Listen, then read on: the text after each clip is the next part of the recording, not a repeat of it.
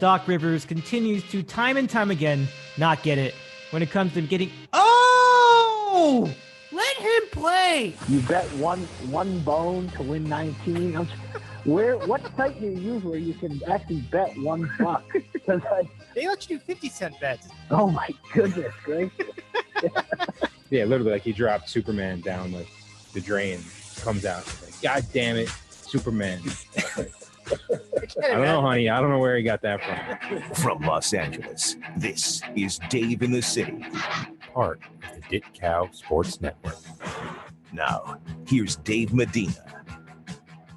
Good evening, sports fans, and a pleasure to have you here for the big football show. Good to have you with us from the Dave in the City studios in sunny Southern California, and sending our best wishes to the people up north in Northern California, where it's not sunny at all. Smoke all over the place, fires all over the place, and homes threatened. It's the worst, and I'm really sorry for all you guys up there. I hope you guys are hanging in there and can somehow recover from all this. So that's all I had to say as far as what was happening in our state. But for the program, we are beginning our first of multiple weeks doing our favorite tradition, and that is picking games against the spread. To do so, we incorporate a panel of three very good prognosticators, and we'll tell you a little bit about those guys as we get into our segment in earnest. And part of that is including some guest pickers, one each week. We'll try to get them every week. We'll see if that works out. And we'll even have a new feature this year for what we call, well, if we call them Random Questions, America's favorite moment in sports talk podcasting. We're going to be talking about, for this, we're going to be talking about probably the most exciting part of the podcast season, and that's because we get to see guys get after it, hit each other, play for points, win the games, win the championships. And in a time like this, that gets tougher to do, and it's a big challenge. I mean, will they get it done in the face of COVID-19? I'm not sure, but I think we at least see a plan in the pros. I see a lot less of one in college, but we're gonna go through this anyway, gut it out, and pick some games in the biggest, in probably the biggest stakes we have, as much as stakes we can have on a podcast like this, with our panel, who normally would be with us tonight, but they cannot make it. So we'll just spend this time to outline everything that's on the table. Let's hit it.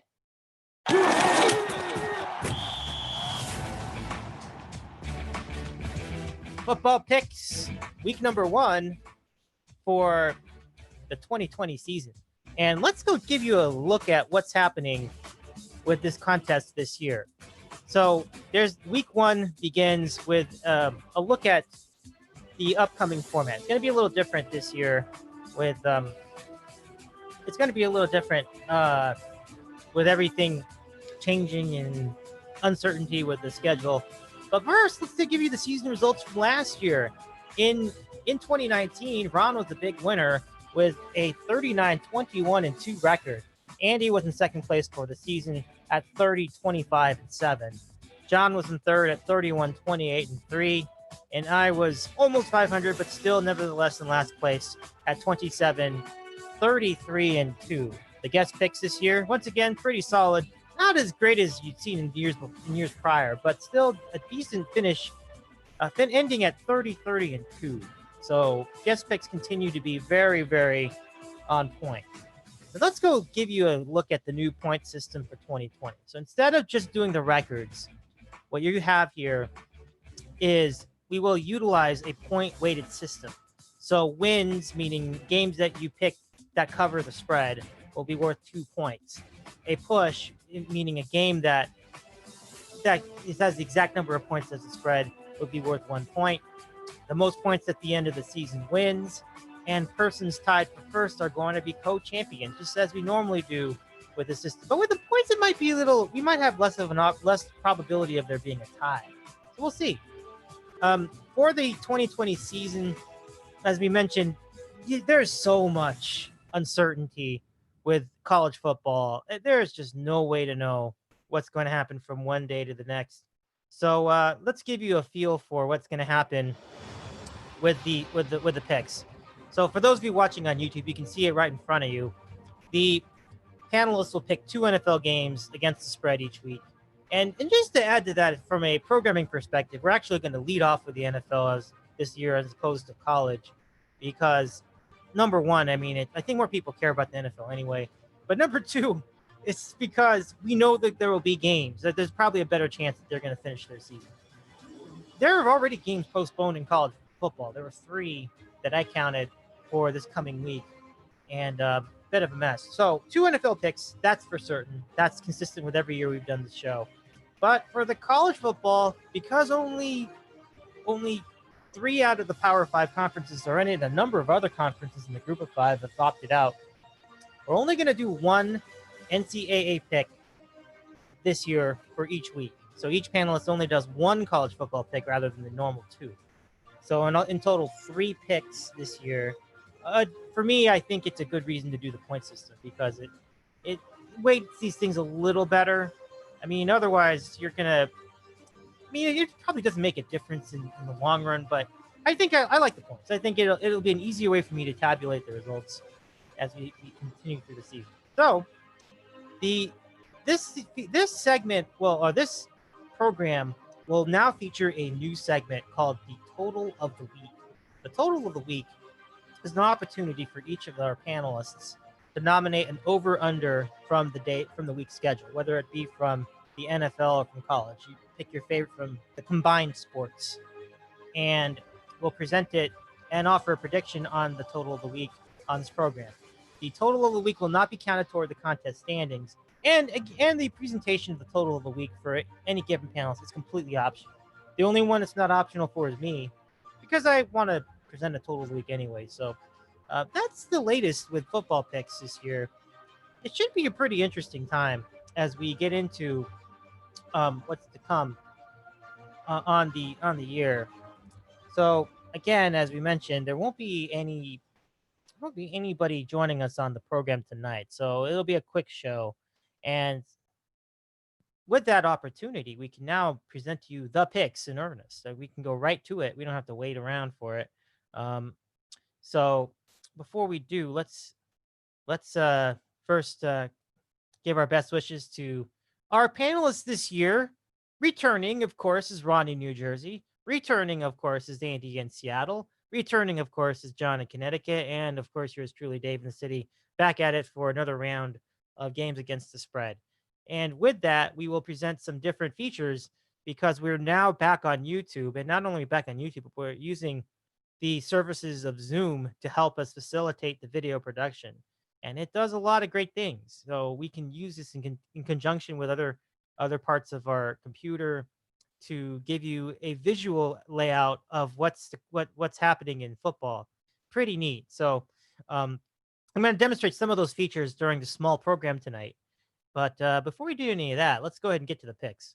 And we'll start with the leader from last year, the winner of the 2019 contest, Ron in New Jersey. Let's go to his picks now, and we present them to you as follows. Here we go. Just let me have a moment here to get the music going. And it's good to hear that again. Isn't that good? Okay. So Ron in New Jersey, first pick out of the box. He's going to go with the Patriots giving 6.5 against the Dolphins. Game number 1. Game number 2. He's going to go with the Bills giving 6.5 against the Jets. So he's not buying the idea that the Jets are going to have a bounce back season. I have to admit, that's counter to what I thought. I think the Jets are actually going to be a significantly better team, but he's not about it at all. So Pats minus 6.5 and Jets minus 6.5 as well. 2 teams giving a touchdown for the pros on a week 1. And since we're going to do a quick show, we may as well just give you the college pick too. Ron in New Jersey's college pick is Louisiana, formerly known as Louisiana Lafayette, getting 11.5 at Iowa State. So once again for Ron, it is Pats minus 6.5 Bills minus 6.5, and Louisiana plus 11.5 for Ron in New Jersey in week number 1 of our football picks contest. That's pretty interesting stuff. Now let's go to Andy in Seattle and his picks for week number 1. Here we go.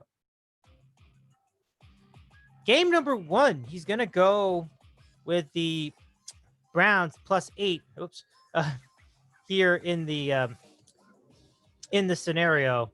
Game number 2, he's gonna go Bucks plus 3.5, and from the NFL. Now the Bucks, as you know, signed Tom Brady and Rob Gronkowski, so there's a little bit of that New England Patriot magic back in Tampa Bay.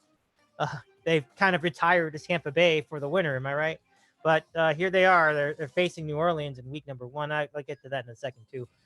His college pick. Andy in Seattle selects UTEP plus 43 at Texas. Plus 43. It's a lot of points. And I think he's not that big on the Texas offense this time around. So let us now move on to the next set of picks. And they are picks from me, Dave in the City. Well, let's give that to you. So here we go.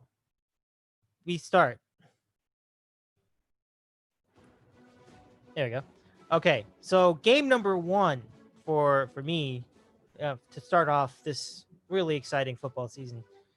Texans plus 9.5 in the kickoff game against the Chiefs. That's coming up on Thursday night. It's only a few hours away. If you're watching this program live, it's a day away. If you're watching this program any other time, it's sooner than that. And if you're really haming on the program, then you already missed it. That was a great game. Did you see the game? You missed it. But yeah, we're gonna go Texans plus 9.5 at the Chiefs.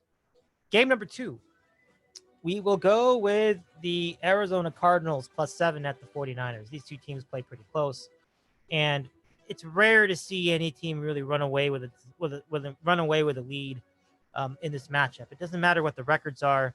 Divisional games tend to be close anyway. And the Cardinals defense has been known to be pretty decent. Same for the Niners. So I feel like it'll be a fairly tight game. Cardinals plus 7. Our college pick this week, game number 3, if you will. North Carolina giving 22.5 against Syracuse on their home field. Not sure about if they're going to be in front of their home fans, but doesn't matter because Sam Howell, the new thing at Carolina, the new quarterback, the guy that lit it up in their bowl game last winter, I feel like he's going to have a big year this year, and I think that North Carolina could be really fun to watch, assuming that the season completes. I'm skeptical about that. But this week, it looks like things will be fine, and Carolina will take it. So my picks again, Texans plus 9.5, Cardinals plus 7, and Carolina minus 22.5 in the college game, all coming up for you here, week number 1. And now we go to John in Connecticut's picks. John has these for his picks. Here we go. All right. Okay. John in Connecticut. Week 1 in the NFL. He goes with the Lions plus 3 against the Bears at home. No feel for either team, personally speaking.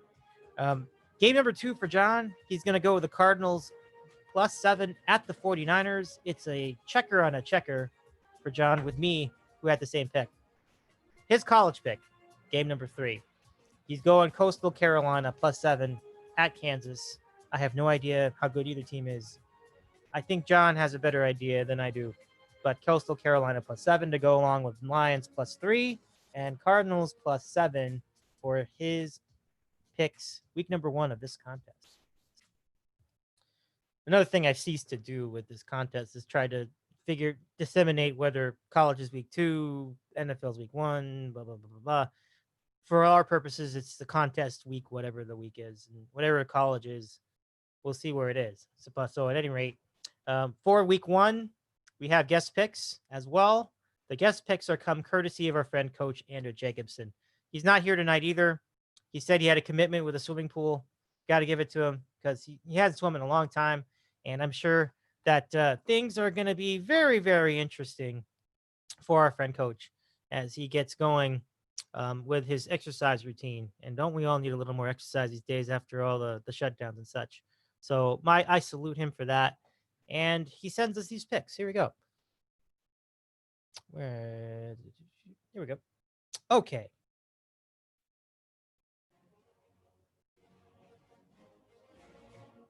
There we go. Okay.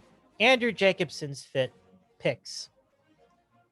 He goes triple checker on a checker with John and me for Cardinals +7 at the 49ers.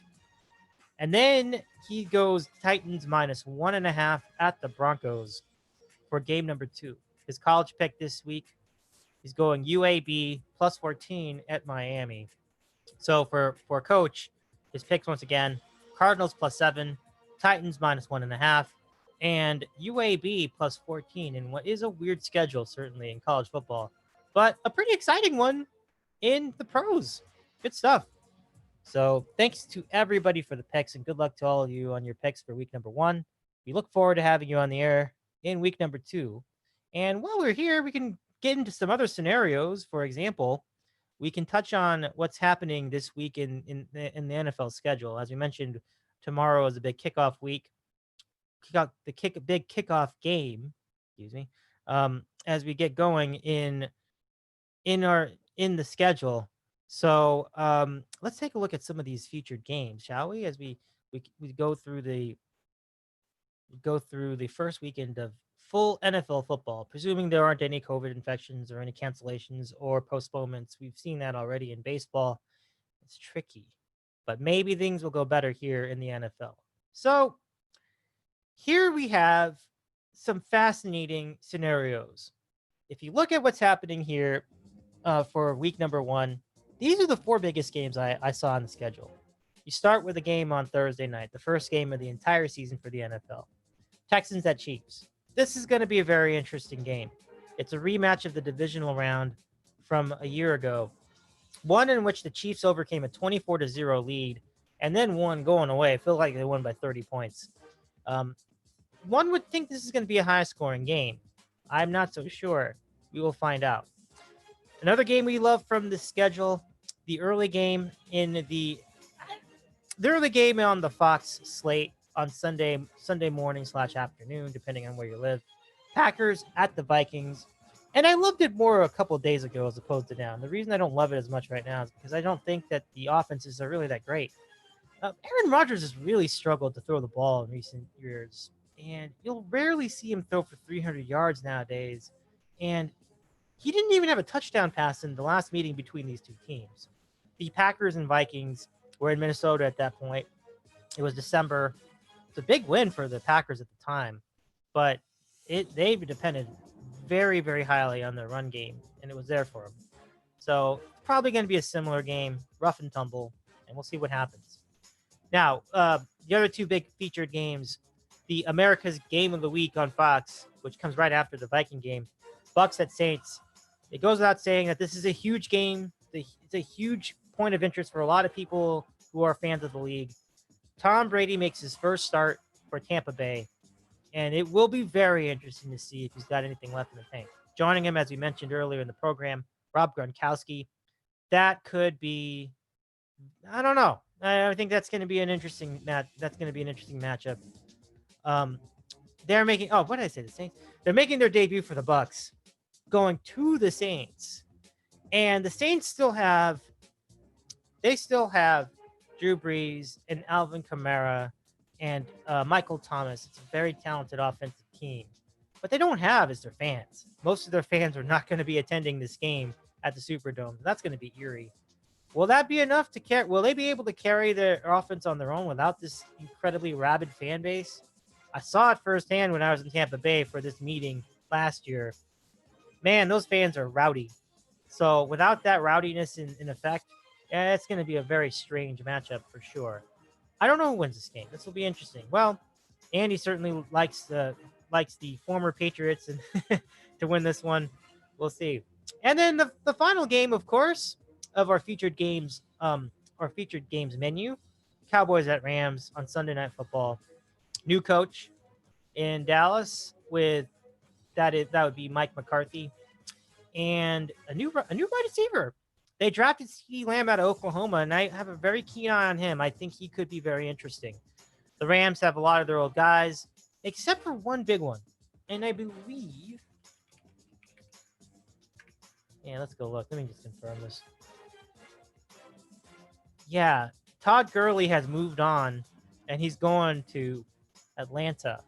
So I don't know what the Rams are going to do with their run game or really anything else. The GM has been an absolute joke.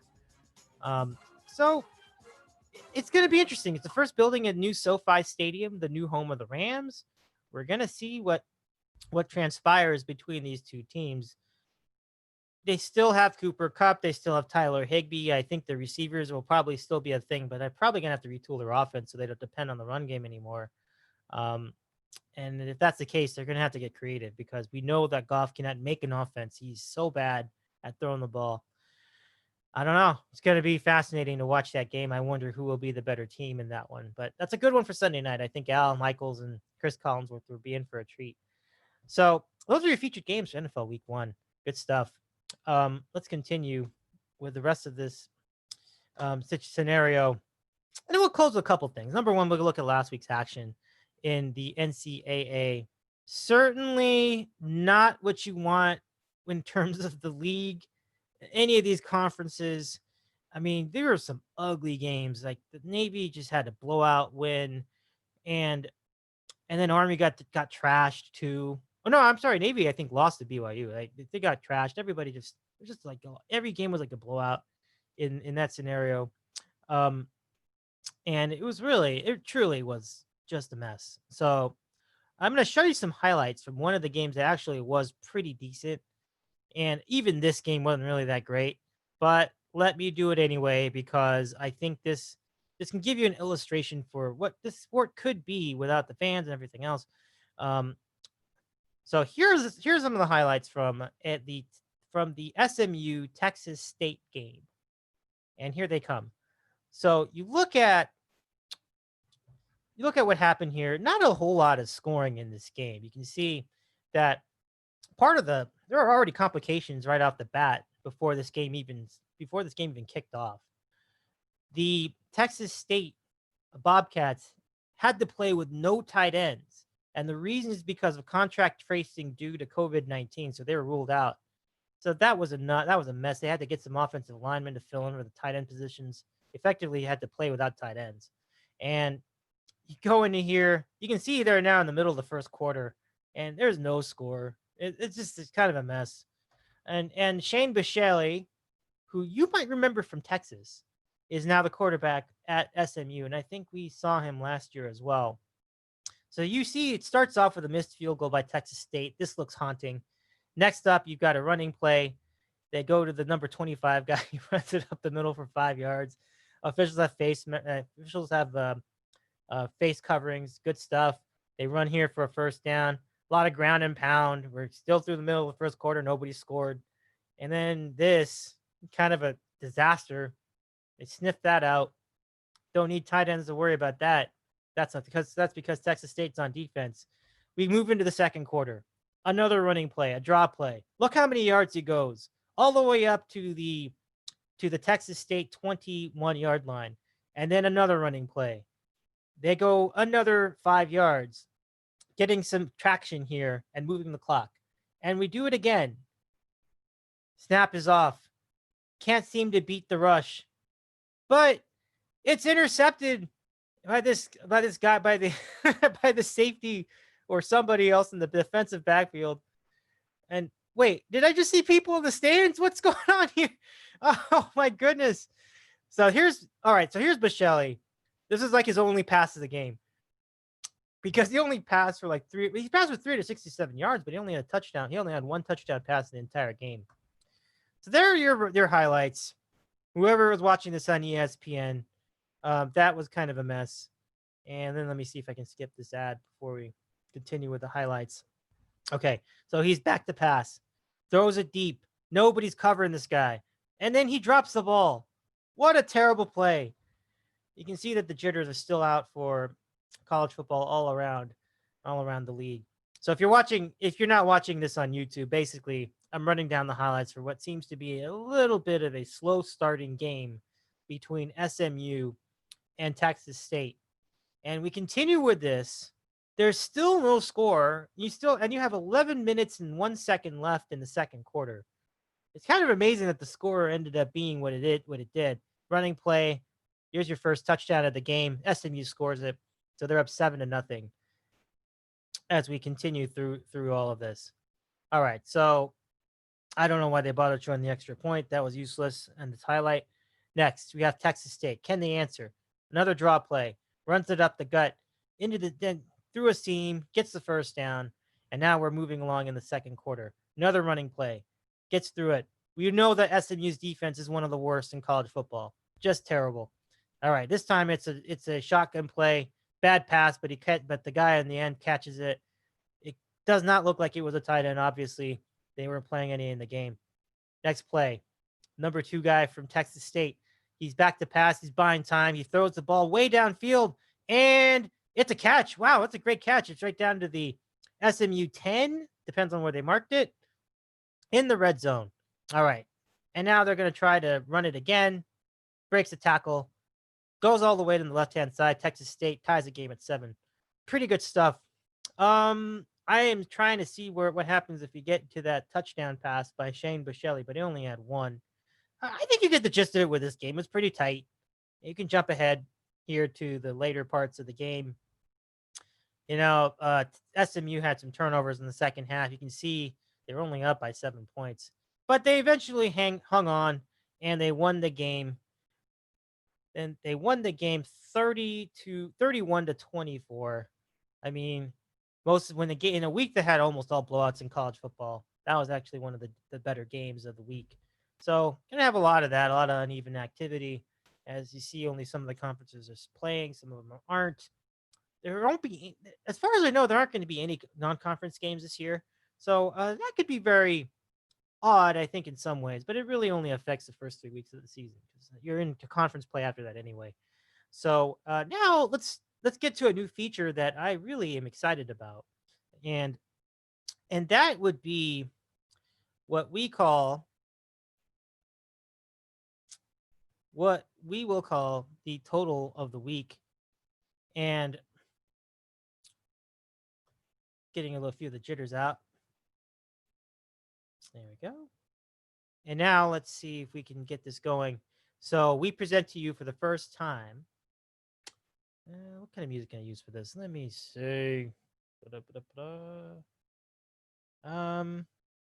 me do. Let's do this one. Yeah, okay. So now it's time for the total of the week. Presented by, of course, the DITCOW Football Picks 2020 podcast. So this week, the featured total comes from the NFL. And it actually is the very first game of the season. The over-under for Houston, Kansas City is a whopping 54.5 points. That's a lot of points for any NFL game. We've seen it before with some of these Kansas City Chiefs games. Notably, we saw an enormous one between them and the LA Rams a couple years ago. But they not only hit it, but then they hit it with room to spare. They had 105 points in that game on Monday Night Football. Quite a game. But in this case, you're looking at two teams that I don't think are on the same level offensively just yet, especially to start the season. It's still a little mystifying that both teams would be getting a total that high. I mean, they didn't have it very much in terms of preseason. I tend to find that a little odd. So let me show you why I think they think the total is 54.5. If you're watching on YouTube, you're going to see this visual. It's the highlights of the AFC divisional round game. This is a game in which Kansas City had what felt like a 3-touchdown comeback in the second quarter. You'll see here in the highlight, if you're watching on YouTube, Houston go up 24-0. The Chiefs start to rally back and then some, all in the span of less than 11 minutes. And then before the end of the half, you start to realize that they were way up. Well, this is a case of recency bias. I really don't think that these teams normally would score like 80 points in a game. It just seems ridiculous.